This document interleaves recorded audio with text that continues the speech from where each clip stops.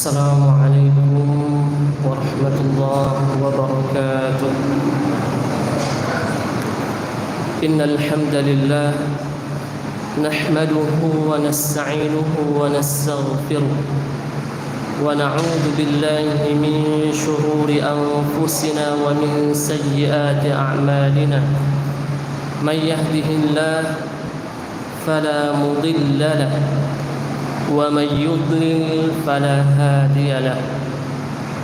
أشهد أن لا إله إلا الله وحده لا شريك له وأشهد أن محمدا عبده ورسوله.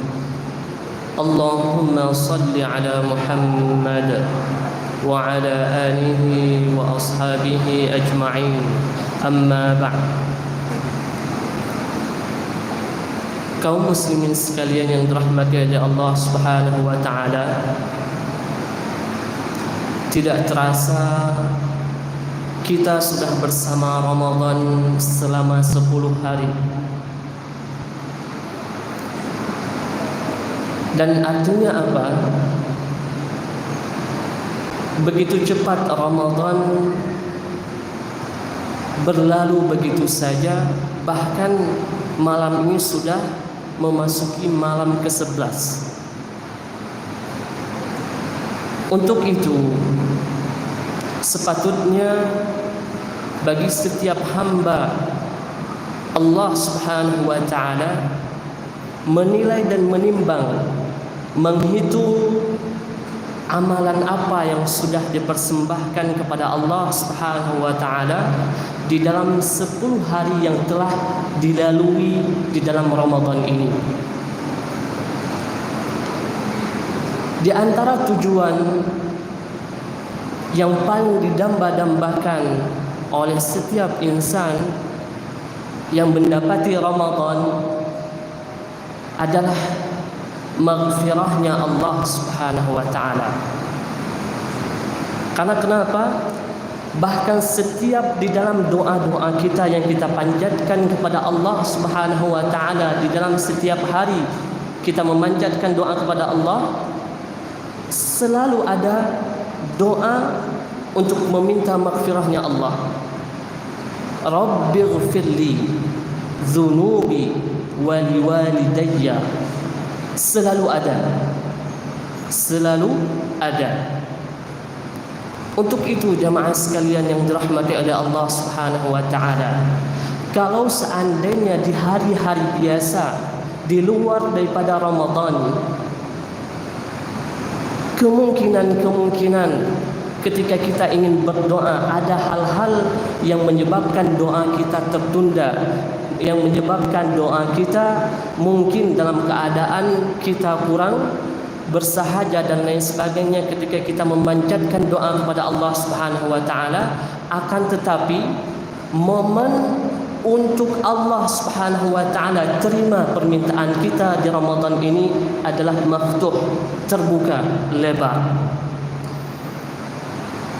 Untuk itu di dalam hadis akhrajahu al-Bukhari fi Adab al-Mufrad yang dikeluarkan oleh Imam Bukhari di dalam kitabnya Al-Adab al-Mufrad, bahwa Jabir bin Abdullah radhiyallahu anhu pernah mendengar Rasulullah sallallahu alaihi wasallam bersabda, yang pada saat itu Rasulullah sallallahu alaihi wasallam hendak menaiki mimbar. Para sahabat menunggu Nabi sallallahu alaihi wasallam menaiki mimbar. Layaknya keadaan kita sekarang ini menunggu apa yang akan dibicarakan oleh sang khatib. Lalu apa yang terjadi? Ketika Rasulullah sallallahu alaihi wasallam menaiki ad-darajah al-ula, menaiki tangga daripada mimbarnya yang pertama sekali, anak tangga yang pertama, Rasulullah sallallahu alaihi wasallam tiba-tiba mengatakan amin. Hal ini yaltafitun nazar, para sahabat bertanya-tanya, kenapa tiba-tiba Rasulullah SAW mengatakan amin? Apa yang terjadi? Apa gerangan yang terjadi kepada Rasulullah SAW? Kemudian tidak lama ketika Rasulullah SAW menaiki tangga kedua daripada mimbarnya, lagi-lagi Rasulullah SAW mengatakan amin, menambah keheranan daripada para sahabat yang saat itu hadir dalam majlis Nabi SAW. Dan ketiga kali ketika Rasulullah SAW menaiki anak tangga mimbarnya yang ketiga, Rasulullah mengatakan amin. Jemaah sekalian yang dirahmati oleh Allah Subhanahu wa taala. Lalu para sahabat bertanya kepada Nabi SAW, "Ya Rasulullah, madza hadas? Apa yang terjadi? Kenapa engkau tiba-tiba mengatakan amin, kemudian amin, dan kemudian amin?" Rasulullah SAW menjawab, "Atani Jibril," bahwa tadi ketika aku hendak menaiki mimbar, Jibril mendatangiku. Dan Jibril mendoakan dan memberitahukan 3 hal. Hal yang pertama di antara yang diberitahukan oleh Jibril, jamaah sekalian yang dirahmati oleh Allah Subhanahu wa taala, bahwa man raghima anfu mri'in adraka Ramadan falam yughfar lahu qul amin faqultu amin. Yang diberitahukan oleh Jibril saat itu adalah bahwa sungguh wahai Muhammad, sungguh sangat-sangatlah merugi raghima anfu mri'in. Di dalam bahasa Arab, raghima anfun maksudnya adalah seakan-akan hidung kita ini kita tempelkan di atas tanah. Posisi kita pasti menunduk. Ini menandakan petanda bahwa kita akan sangat hina kalau seandainya termasuk ke dalam orang-orang yang terkena dengan istilah raghima anfu mri'in. Karena kenapa? Kebiasaan orang-orang dia berdiri tegak dan hidungnya di atas. Kalau seandainya kita terkena dalam istilah raghima anfu mri'in, seakan-akan kita adalah orang-orang yang sangat-sangat hina. Jibril berkata, raghima anfu mri'in adraka Ramadan falam yughfar lah qul amin faqultu amin.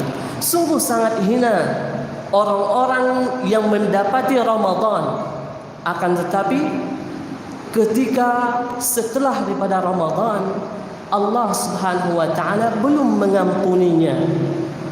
Qul amin, katakan amin wahai Muhammad. Faqultu amin, maka aku mengatakan amin. Ini adalah yang pertama sekali diucapkan oleh Jibril alaihi salam dan diaminkan oleh Nabi sallallahu alaihi wasallam. Kemudian ketika aku ingin beranjak di tangga yang kedua, Jibril lagi-lagi berkata, raghima anfu mri'in adraka walidayhi aw ahaduhuma falam yudkhilahul jannah. Sungguh sangat merugi orang-orang yang bertemu dan bisa berbakti kepada kedua orang tuanya ataupun salah seorang daripada keduanya, akan tetapi hal ini tidak membawa dia masuk ke dalam surganya Allah. Ini yang menjadikan aku berkata amin yang kedua kalinya. Dan yang terakhir, raghima anfu mri'in man dzukirta indahu falam yusalli alaihi. Sungguh-sungguh sangat merugi orang-orang yang dimana disebutkan namamu di hadapannya akan tetapi tidak bersalawat kepadamu. Dan lagi-lagi aku mengatakan amin. Jamaah sekalian yang dirahmati oleh Allah Subhanahu wa taala, yang menjadi perhatian kita dalam hadis ini yang diriwayatkan oleh Jabir bin Abdullah, bahwa raghima anfum ri'in adraka Ramadan falam yughfar lahu qul amin faqultu amin, yaitu sangatlah merugi orang-orang yang setiap tahunnya bertemu dengan Ramadan akan tetapi dosanya belum diampuni oleh Allah Subhanahu wa taala. Dan hadis ini jamaah sekalian, yang mendoakan akan hal tersebut adalah Jibril. Jibril adalah malaikat di antara malaikat-malaikat yang Allah berikan keutamaan yang tidak diberikan kepada malaikat-malaikat lain. Kemudian setelah didoakan oleh Jibril, yang mengaminkan adalah Nabi besar Muhammad sallallahu alaihi wasallam yang penghulu segala nabi. Bisa kita bayangkan fadilah akan Ramadan ini, begitu hina orang-orang yang meninggalkan Ramadan akan tetapi belum mendapatkan maghfirahnya Allah. Untuk itu jamaah sekalian, para ulama menyimpulkan ada 3 kesempatan untuk kita bisa mendapatkan maghfirahnya Allah. Minimal 3 kesempatan. Yang pertama sekali di dalam hadis Nabi sallallahu alaihi wasallam yang sering kita dengar, bahkan mungkin kita sudah menghafalnya, man shama ramadana imanan wa ihtisaban ghufira lahu ma taqaddama min dzambi. Kesempatan yang pertama sekali yang Allah berikan, yang Rasulullah SAW dalam hadisnya mengatakan, barang siapa yang berpuasa di bulan Ramadan imanan wa ihtisaban. Maksud iman adalah mengakui bahwa puasa ini betul-betul fardu yang didatangkan oleh Allah Subhanahu wa taala. Imanan wa ihtisaban, dan mengharapkan daripada puasa ini tiada lain dan tiada bukan kecuali ajar minallah, pahala daripada Allah, bukan pandangan manusia, bukan perkataan manusia. Ghufira lahu ma taqaddama min dzambi, maka sungguh orang-orang tersebut akan Allah ampuni seluruh dosanya yang telah lalu. Ini kesempatan yang pertama. Kesempatan yang kedua, man qama ramadana imanan wa ihtisaban ghufira lahu ma taqaddama min dzambi. Barang siapa yang mendirikan malam-malamnya di dalam bulan Ramadan imanan serta mengharapkan ganjaran daripada Allah Subhanahu wa taala, bukan ingin memamerkan atau ingin menceritakan bahwa saya telah berdiri salat begitu panjang, begitu banyak rakaatnya, bukan itu tujuannya. Ghufira lahu ma taqaddama min dzambi. Sungguh Allah akan mengampuni dosa-dosa orang tersebut yang telah lalu. Ini kesempatan yang kedua. Dan kesempatan yang ketiga, man qama lailatul qadri imanan wa ihtisaban ghufira lahu ma taqaddama min dzambi. Barang siapa yang bisa mendirikan malam di malam Lailatul Qadar imanan wa ihtisaban, lagi-lagi mengimani hal itu daripada Allah dan mengharap ajar pahala daripada Allah, ghufira lahu ma taqaddama min dzambi. Sungguh Allah Subhanahu wa taala akan mengampuni dosa-dosanya yang telah lalu. Lalu pertanyaannya jemaah sekalian, kalau sekiranya kita tidak bisa memanfaatkan ketiga-tiga kesempatan ini, minimal kita bisa memanfaatkan 2 kesempatan di antara 3 ini. Kalaupun tidak bisa 2, minimal 1. Jangan sampai ketiga-tiganya ini tidak kita manfaatkan, di mana kesempatannya yang sangat luas yang Allah berikan kepada kita di bulan yang suci ini. Kalau sekiranya ketiga-tiganya kita tidak bisa kita manfaatkan, maka jangan heran kita termasuk ke dalam raghima anfum ri'in adraka Ramadan falam yughfar lahu. Tergolong kitalah ke dalam orang-orang yang apabila telah keluar daripada Ramadan akan tetapi kita belum diampuni oleh Allah Subhanahu wa taala. Sungguh orang-orang yang demikian ini sangatlah hina. Jamaah sekalian yang dirahmati oleh Allah Subhanahu wa taala, mudah-mudahan dalam tausiah singkat ini kita bisa mengambil pelajaran bahwa di antara tujuan Ramadan ini adalah untuk mendapatkan maghfirah, ampunan daripada Allah Subhanahu wa taala. Dan apabila kita memanfaatkan Ramadan ini dengan sebenar-benarnya lillahi taala dan mengharapkan ajar min Allah, pasti dan insya-Allah Allah akan memberikan ampunan kepada kita semua. Al-kamalu lillahi wahdah wan naqsu sifatal insan wa laysa 'aiban. Kesempurnaan itu hanyalah milik Allah dan kekurangan itu hanyalah milik manusia, dan itu bukanlah sebuah aib. Kita tutup dengan doa kafaratul majlis. Subhanakallahumma wa bihamdika asyhadu an la ilaha illa anta astaghfiruka wa atubu ilaik. Assalamu alaikum warahmatullahi wabarakatuh.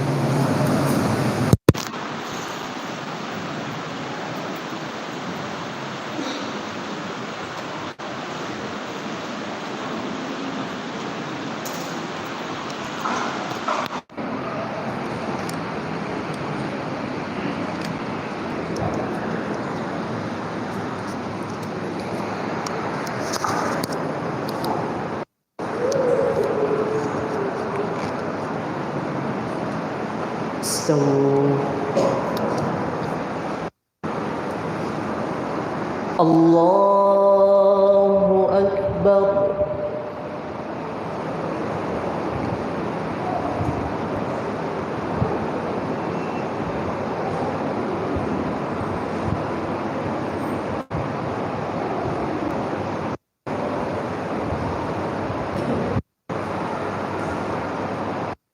Alhamdulillahi Rabbil Alamin Ar-Rahmanir Rahim Maliki Yawmiddin Iyyaka na'budu wa iyyaka nasta'in Ihdinas siratal mustaqim صراط الذين أنعمت عليهم غير المغضوب عليهم ولا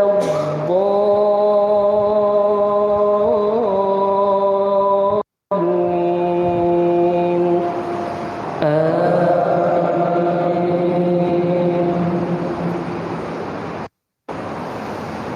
يريد يبين لكم ويهديكم سنن الذين من قبلكم ويتوب عليكم والله عليم حكيم والله سميع عليم والله يريد أن يتوب عليكم ويريد الذين يتبعون الشهوات أن تميلوا ميلا عظيما يريد الله أن يخفف عنكم وخلق الإنسان ضعيفا يا أيها الذين آمنوا لا تأكلوا أموالكم بينكم بالباطل إلا أن تكون تجارة عن تراض منكم ولا تقتلوا أنفسكم إن الله كان بكم رحيما ومن يفعل ذلك عدوانا وظلما سوف نصليه نارا وكان ذلك على الله يسيرا.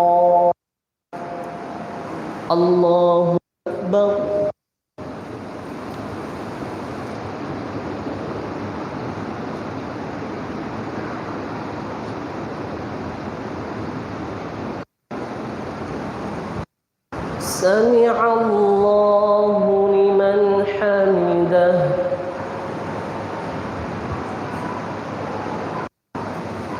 الله أكبر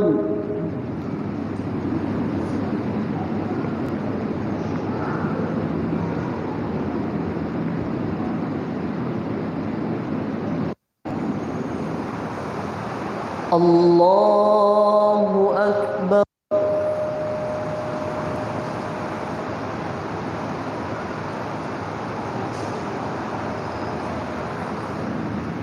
الله أكبر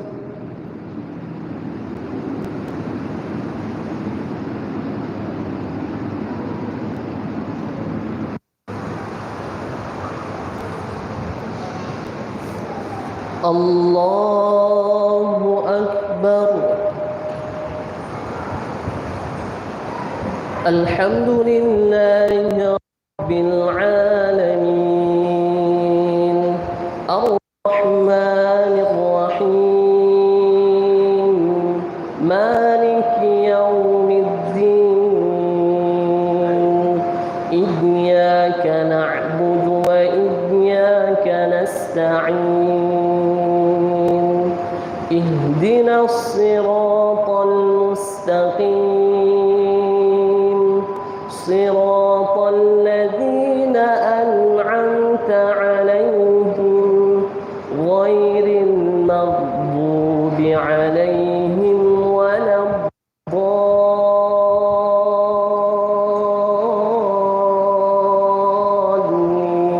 الضالين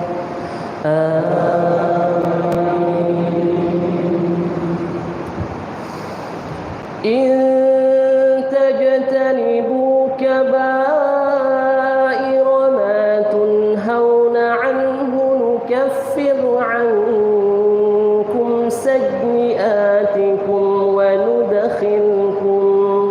وندخلكم مدخلا كريما ولا تتمنوا ما فضل الله به بعضكم على بعض للرجال نصيب مما اكتسبوا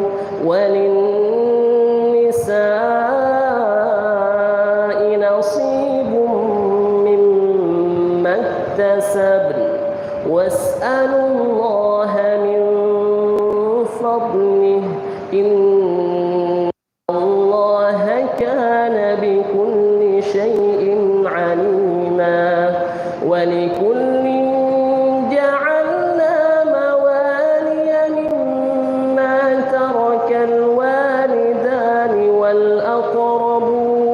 والأقربون والذين عقدت أيمانكم فآتوهم نصيبهم إن الله كان على كل شيء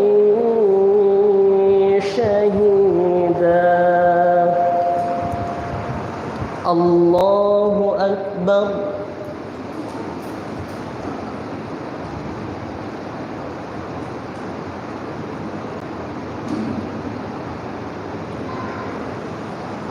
سمع الله لمن حمده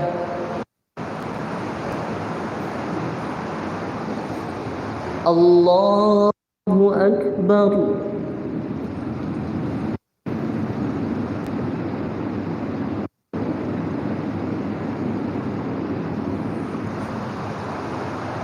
الله أكبر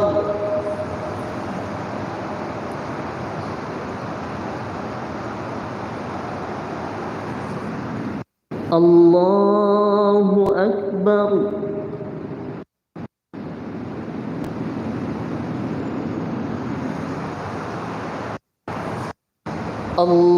الله أكبر الحمد لله رب العالمين الرحمن الرحيم مالك يوم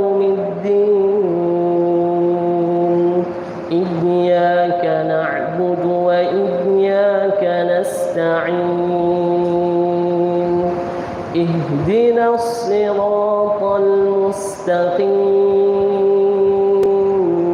صراط الذين أنعمت عليهم غير المغضوب عليهم ولا الضالين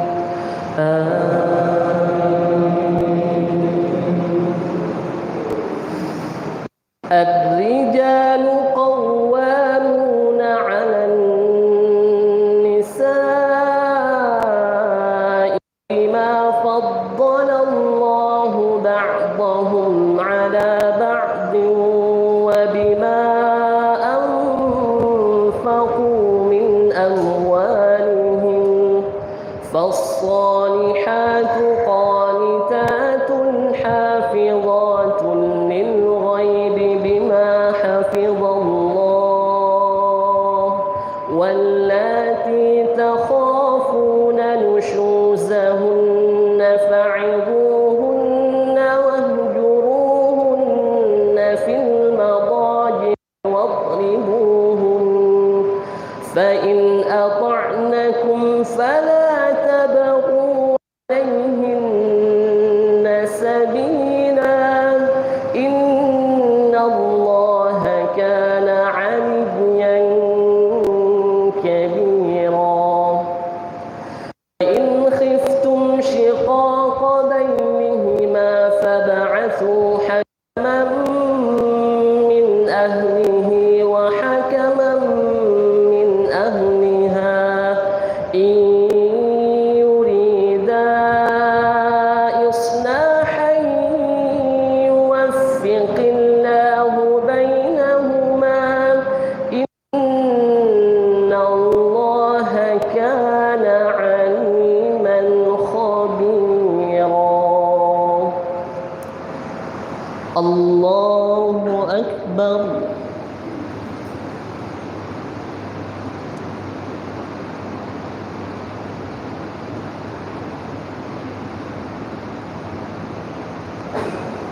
سمع الله لمن حمده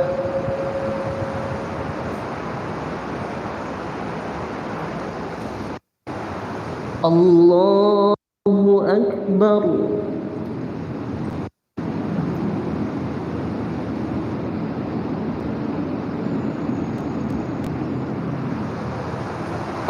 الله أكبر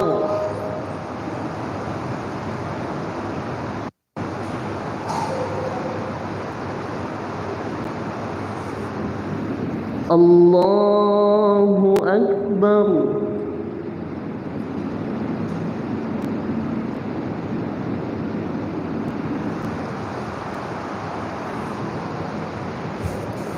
الله أكبر الحمد لله رب العالمين الرحمن الرحيم مالك يوم الدين إياك نعبد وإياك نستعين اهدنا الصراط المستقيم صراط الذين أنعمت عليهم غير المغضوب عليهم ولا الضالين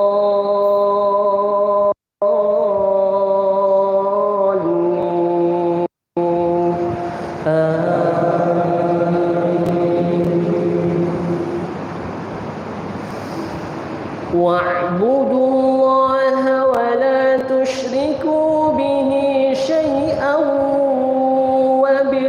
وبالوالدين إحسانا وبذي القربى واليتامى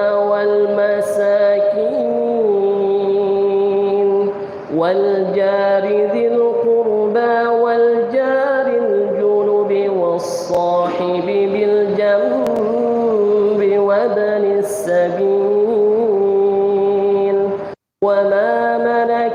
أيمانكم إن الله لا يحب من كان مختالا فخورا الذين يبخلون ويأمرون الناس بالبخل ويكتمون ما آتاهم الله من فضله وأعتدنا للكافرين عذابا مهينا وأعتدنا للكافرين عذابا مهينا. الله أكبر.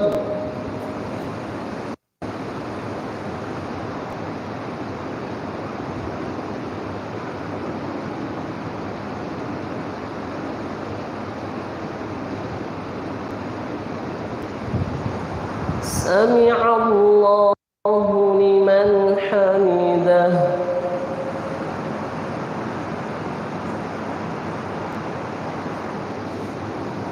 الله أكبر.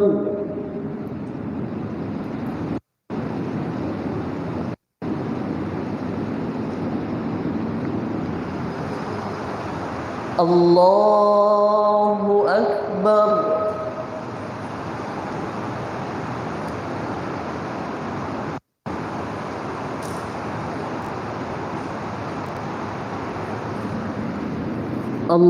الله أكبر.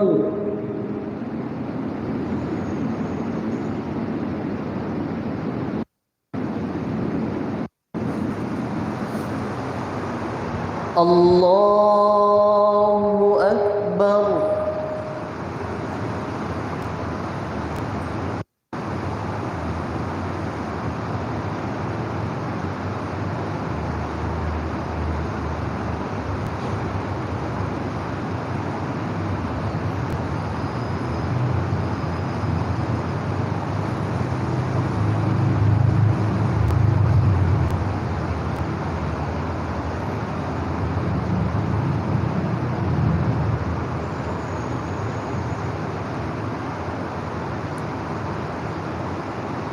السلام عليكم ورحمة الله.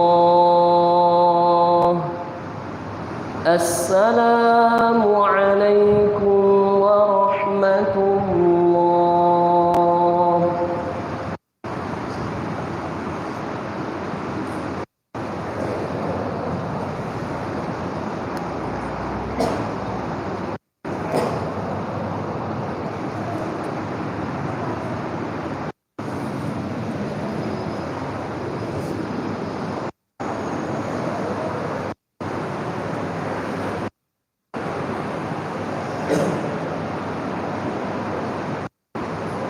الله أكبر.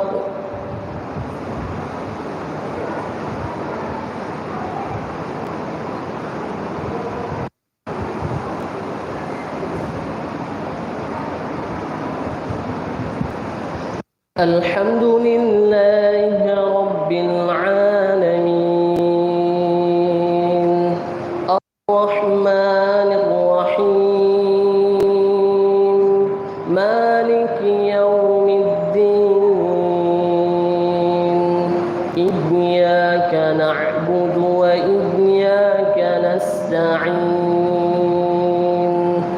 اهدنا الصراط المستقيم صراط الذين أنعمت عليهم غير المغضوب عليهم ولا الضالين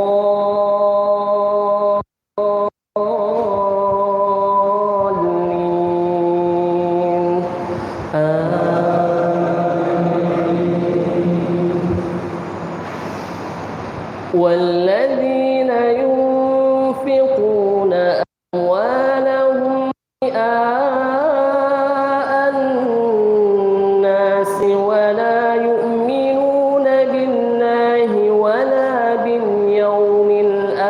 الآخر ومن يكن الشيطان له قرينا فساء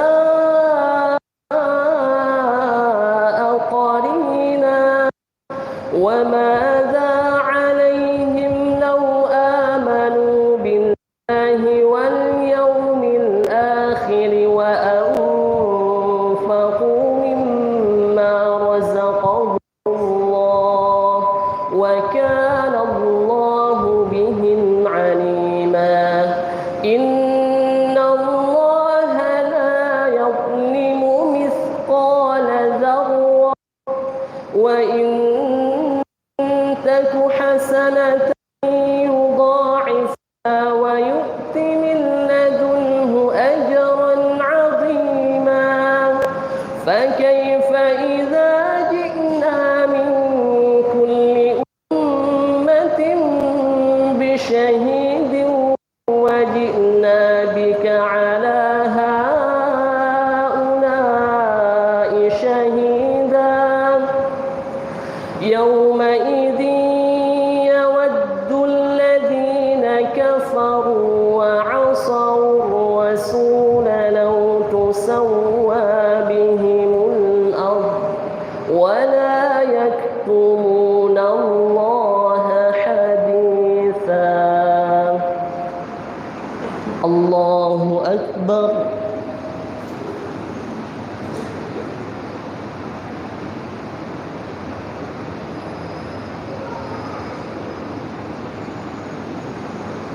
سمع الله لمن حمده.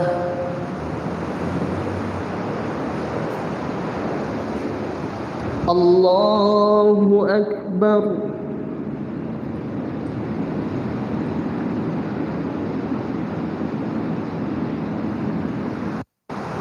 الله أكبر.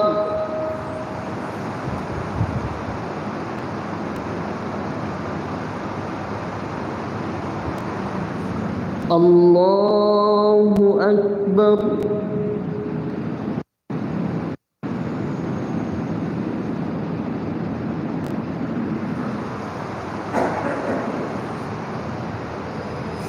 الله أكبر. الحمد لله رب العالمين الرحمن الرحيم مالك يوم الدين إياك نعبد وإياك نستعين اهدنا الصراط المستقيم صراط الذين أنعمت عليهم غير المغضوب عليهم ولا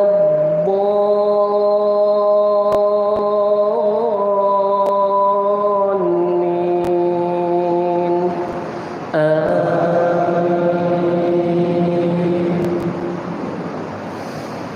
يا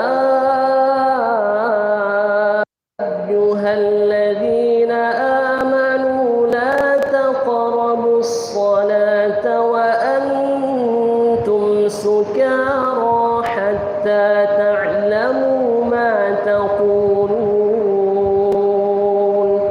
ولا جنبا إلا عابري سبيل حتى تغتسلوا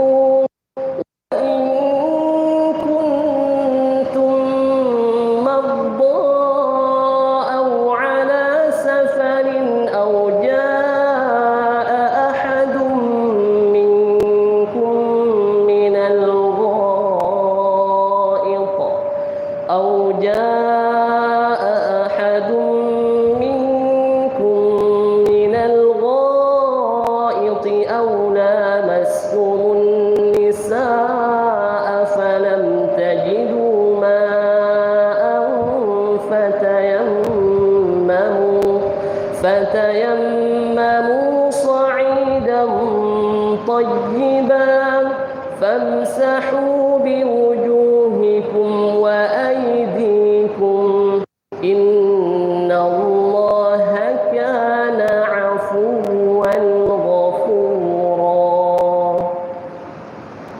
الله أكبر.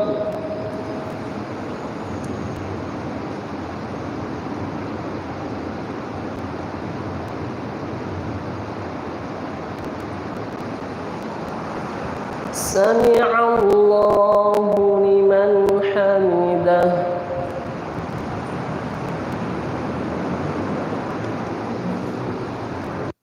الله أكبر.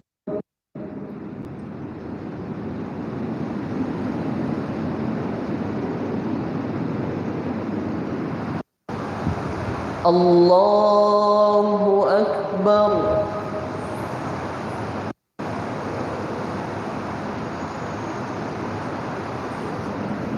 الله أكبر.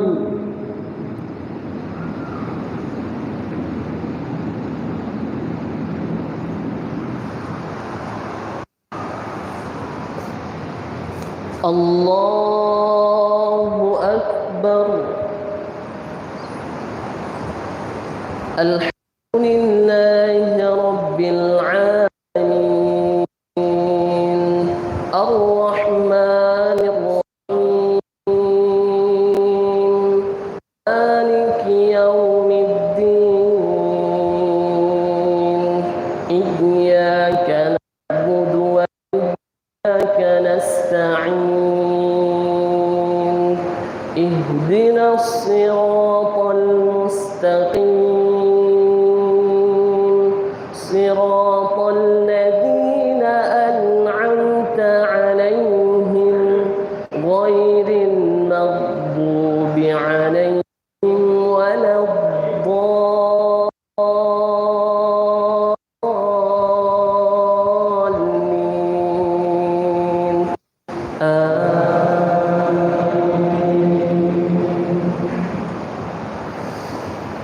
ألم تر إلى الذين أوتوا نصيبا من الكتاب يشترون الضلالة ويريدون أن تضلوا السبيل والله أعلم بأعدائكم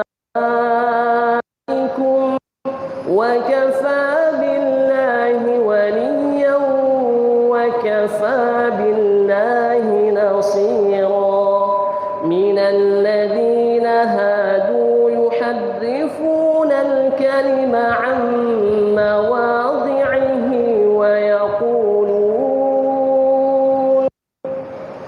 ويقولون سمعنا وعصينا واسمع غير مسمع وراعنا ليا بألسنتهم وطعنا في الدين ولو أنهم قالوا سمعنا وأطعنا واسمع وانظرنا لكان خيرا لهم وأقوم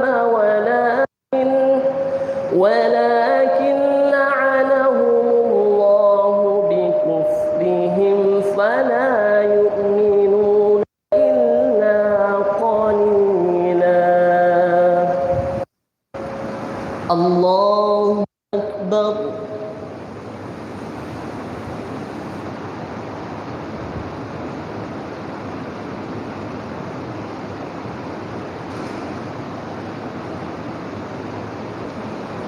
سمع الله لمن حمده.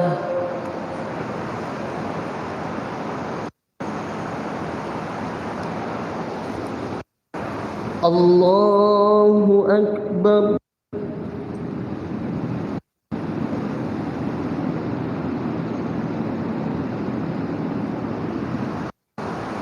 الله أكبر.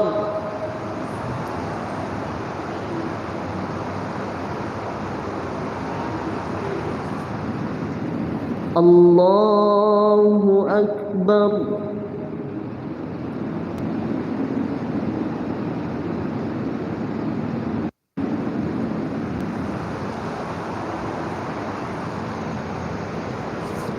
الله أكبر. الحمد لله رب العالمين الرحمن الرحيم مالك يوم الدين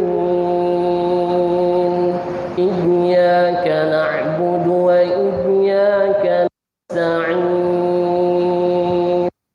اهدنا الصراط المستقيم صراط الذين أنعمت عليهم غير المغضوب عليهم ولا الضالين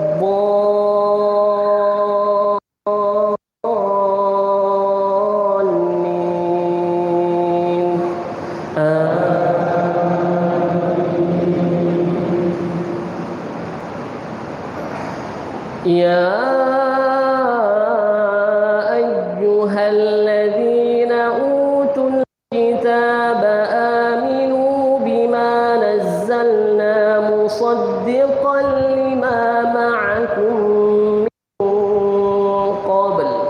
من قبل أن نطمس وجوها فنردها على أدبارها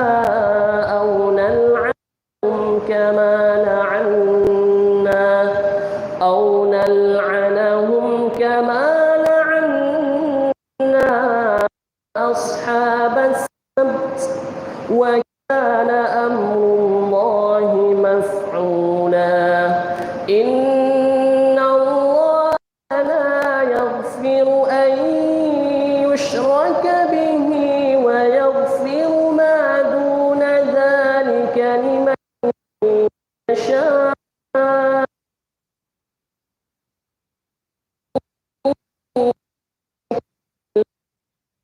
قد ترى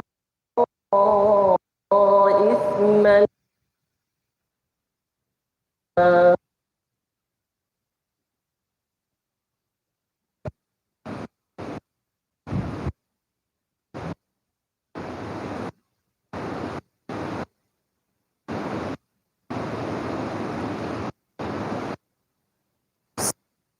الله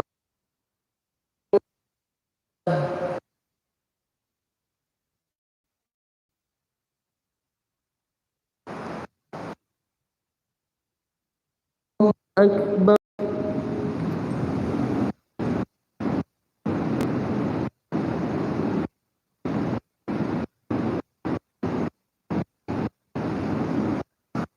الله أكبر.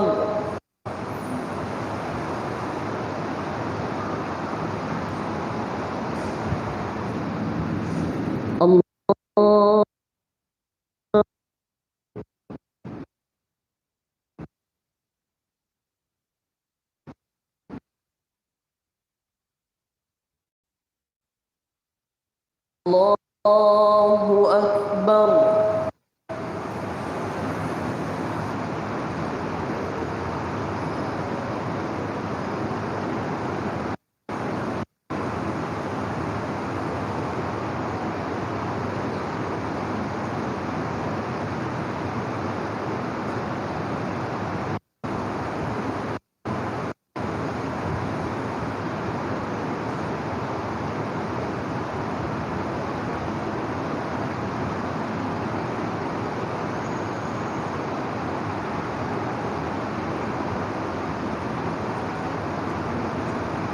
السلام عليكم ورحمة الله. السلام عليكم ورحمة الله.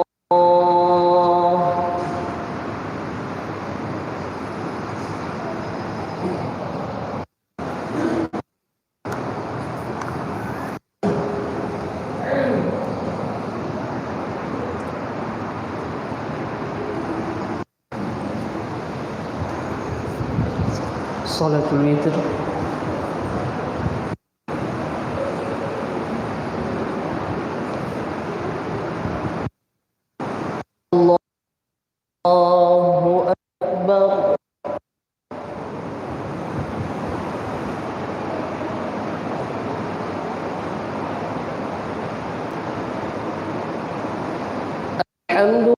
لله رب العالمين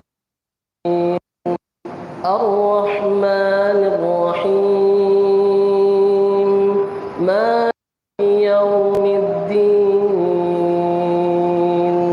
إياك نعبد وإياك نستعين اهدنا الصراط المستقيم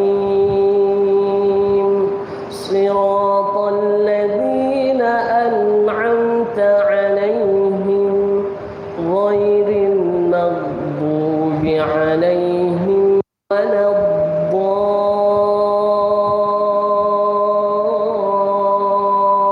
الضالين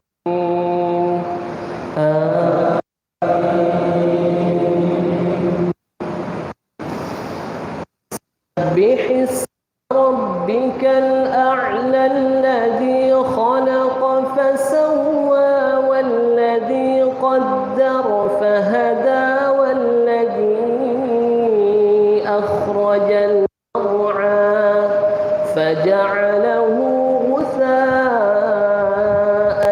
أحوى سنقرئك فلا تنسى إلا ما شاء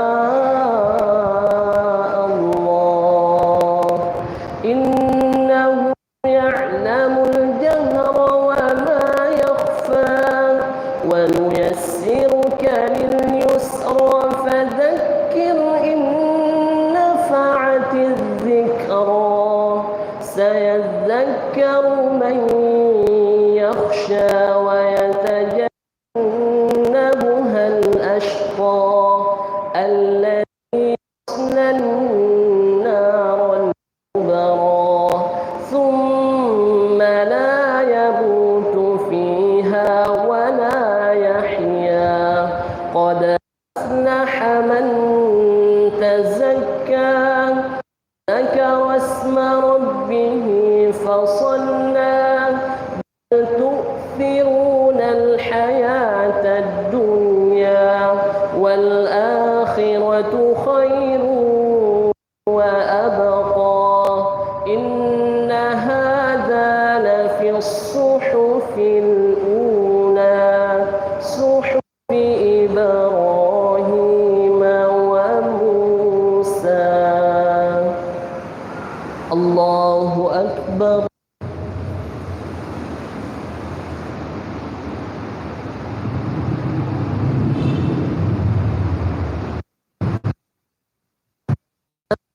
الله لمن حمده الله أكبر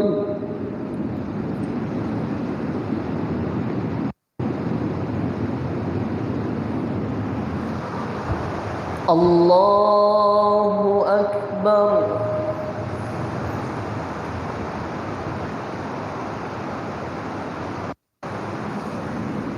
الله أكبر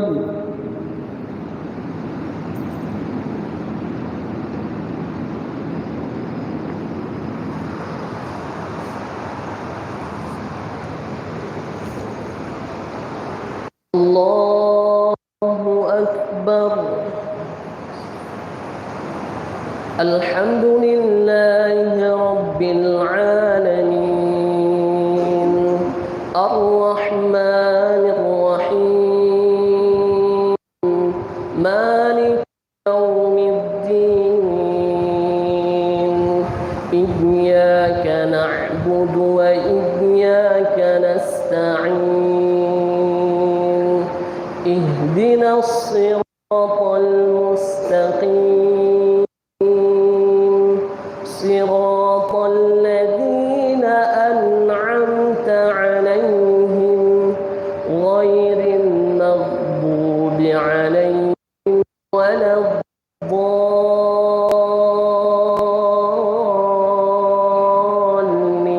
الضالين آمين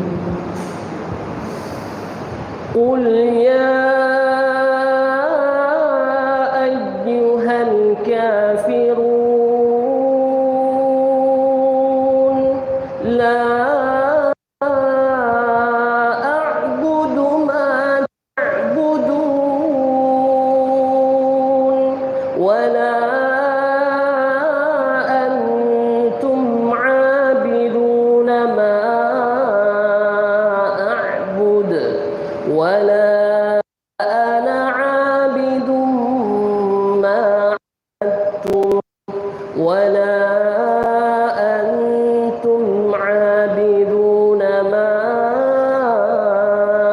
أعبد لكم دينكم ولي دين. الله أكبر.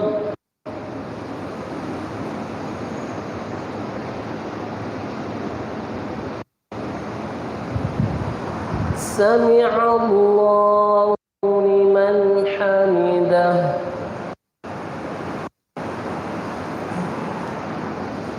الله أكبر.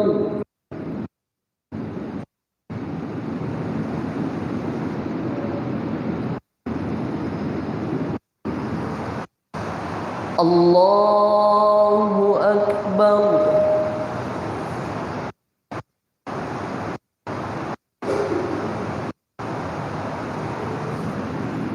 الله أكبر.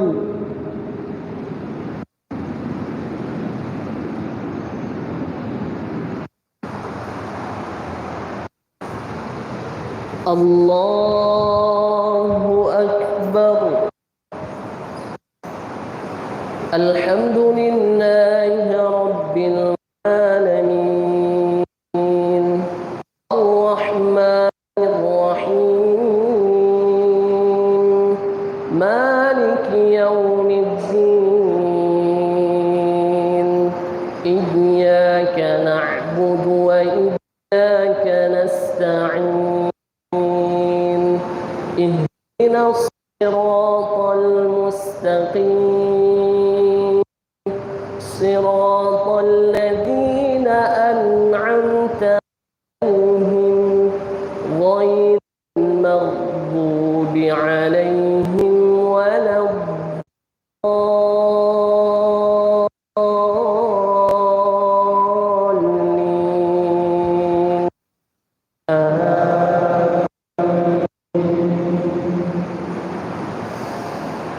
قل هو الله أحد الله الصمد لم يلد ولم يولد ولم يكن له كفوا أحد. الله أكبر.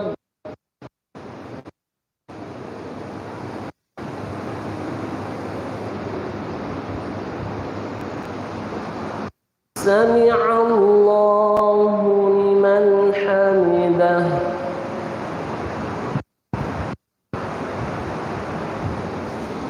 الله أكبر.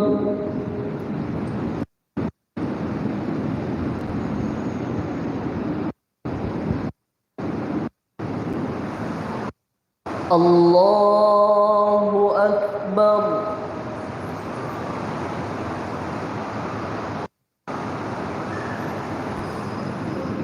الله أكبر.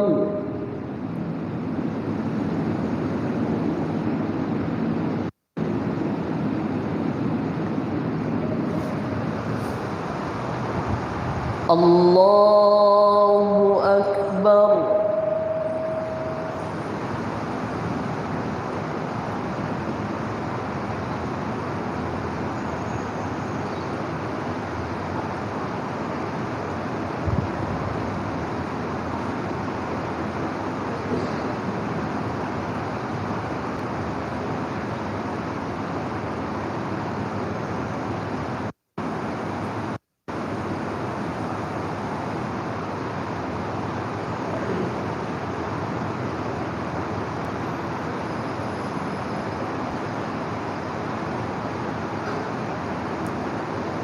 السلام عليكم ورحمة الله